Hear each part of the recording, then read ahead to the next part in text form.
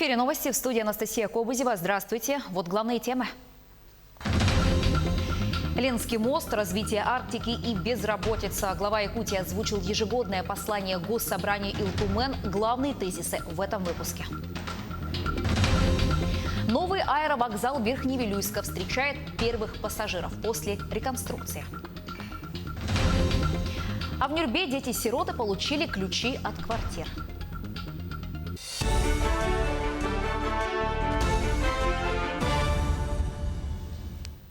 «2021 год станет годом начала строительства Ленского моста». Об этом сообщил глава Якутии Айсен Николаев, выступая с посланием к Государственному собранию Илтумен. Руководитель региона отметил, что проект сейчас находится на госэкспертизе. В ближайшее время планируется выход на строительную площадку. Также Айсен Николаев озвучил, что по возведению мостов в этом году у республики отличный результат. На федеральной автодороге Вилюй введены сразу 4 мостовых перехода через реки Малая Батуовая, Тюкян, Улахан-Мугур и Сасар-Юрях. 2021 год, безусловно, станет годом начала строительства Ленского моста. Благодаря прямой поддержке главы государства наш долгожданный проект выходит на этап практического осуществления. При поддержке полпреда президента Юрия Петровича Трутнева Ленский мост включен в национальную программу развития Дальнего Востока как один из крупнейших инфраструктурных проектов макрорегиона. Завершена разработка первого этапа проектно-сметной документации, и проект уже сегодня находится в федеральной госэкспертизе.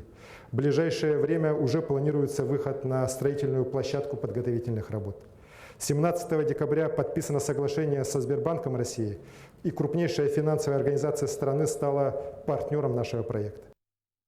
В послании Айсен Николаев призвал сосредоточиться на решении жизненно важного для северян вопроса о обеспечении арктических районов продовольствием. Он отметил, что сегодня жителям Арктики не хватает молочной продукции, свежих овощей и фруктов по доступным ценам.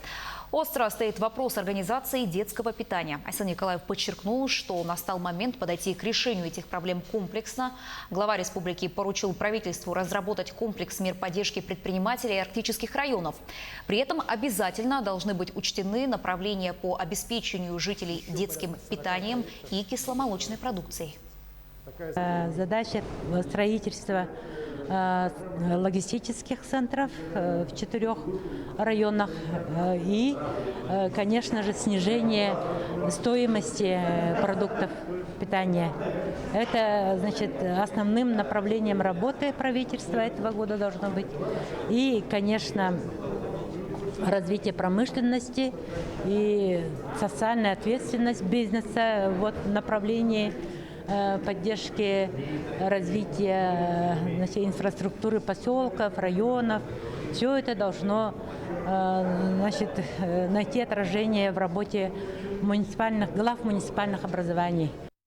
Самое главное, он обозначил перспективы развития республики на несколько лет. Ну и поставил задачи по встрече столетия нашей республики. В этом аспекте нам понравилось то, что в Вьетнамском улусе в рамках этих мероприятий намечено строительство, например, к 125-летию Ильи Егоровича Винокурова – это новое здание культурного центра, к 125-летию Максима Кировича Амосова – это асфальтированные дороги в 35 километров от Намцев до Хатырыкского наследия. 2021 год главой Якутии Айсеном Николаевым был объявлен годом здоровья. Лично мое мнение, что это очень серьезная такая заявка, потому что, безусловно, в первую очередь именно от нас зависит здоровье наших детей. Будут здоровы наши дети, будет здорова нация, будет сильное, крепкое государство. 196 случаев коронавирусной инфекции выявили в Якутии за сутки. Это данные регионального оперштаба. На Якутск из этого числа приходится 87 случаев. Большое количество заболевших зарегистрировали в Мирюнгринском районе 14 пациентов, в Мирнинском 15 и Мегино-Кангаласском районе 13 человек. Снижение отмечается в Алданском районе. Там зафиксировали 10 заболевших. За сутки от COVID-19 в Якутии скончались 6 человек. Оценивая ситуацию в улусах республики, необходимо обратить внимание на большое количество случаев, больше в пределах 15, 14, 13 случаев в Мерлинском, Нерюнгринском и Мегино-Кангаласских районах. И необходимо обратить внимание на снижение количества случаев в Алданском районе, в котором зарегистрировано 10 случаев. Ну и необходимо обратить внимание на то, что в Вилюйском районе зарегистрировано 8 случаев, связанных с семейными очагами. Предприниматели, как наиболее пострадавшие от ковидных ограничений группы населения, получают меры поддержки, предусмотренные государством. Проводники госполитики в этой области и финансовые институты предлагают дополнительные льготы. Подробности в следующем сюжете. Система лояльности своей от Республиканского банка АЭП уже на слуху и даже на виду в виде красной призовой Kia Rio X-Line, установленной перед головным офисом банка. И дело не только в достаточно массированной рекламной поддержке. Она оказалась востребована и потребителями, и предпринимателями. Расплачиваясь картами Алмаз-Эргенбанка в более чем 350 торговых точках, покупатель получает кэшбэк живыми деньгами. Размер кэшбэка варьируется от 1 до 20% в зависимости от партнеров системы. Это прямым образом влияет на формирование потока покупателей.